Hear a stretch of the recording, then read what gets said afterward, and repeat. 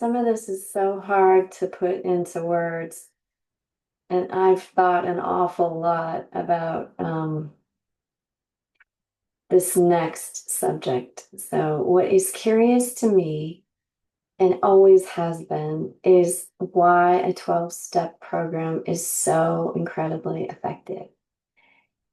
And what I know from watching my dad for about 10 years, is he was successful at getting, the number was about 360 people off of drugs and alcohol in the last 10 years of his life, including some pretty hardened cases.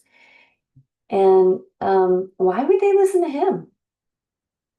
And I saw him in action, and he had nothing to gain. He absolutely poured himself into um, the lives of other people. And he really, really cared. And there was nothing, no benefit, no monetary, no nothing.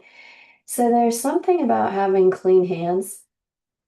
Um, and of course, an addict talking to an addict, they've been there, so they understand. So it's the same thing with the Al-Anon side of it. Like I've been there, so I really do understand some of the struggles. Um, and one of the struggles is the addict has a hard time listening to you because you're motivated for personal reasons. If you're their parent, you may be ashamed of them. If you're the spouse, you may need them to make money. If it's your sibling, they may be taking up too much space in the house, gaming at night. There's all kinds of reasons come in, but you're to gain. You have something to benefit by them stopping this nonsense. And so it's kind of like you're not clean.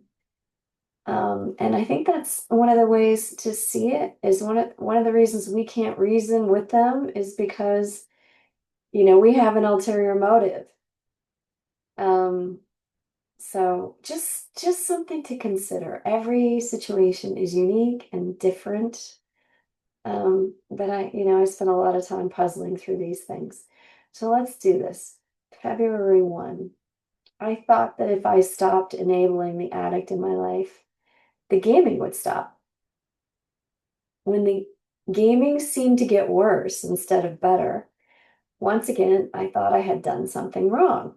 I was still trying to control the addict, the addiction and its symptoms. Al-Anon helped me to learn that I'm powerless. I cannot stop an addict from gaming. If I choose to stop contributing to the problem, I do so because it seems to be the right thing to do, something that will help me feel better about myself. When I change my behavior, the behavior of those around me may change also, but there is no guarantee that it will change to my liking. Today, I am learning to make choices because they are good for me, not because of the effect they may have on others. Today's reminder, it's hard to stop acting as if I have, excuse me, it is hard to stop acting as I have in the past. But with Al-Anon support, I can be the one to break the pattern. I can choose to do what is right for me. And the quote here is, you have to count on living every single day in a way you believe will make you feel good about your life.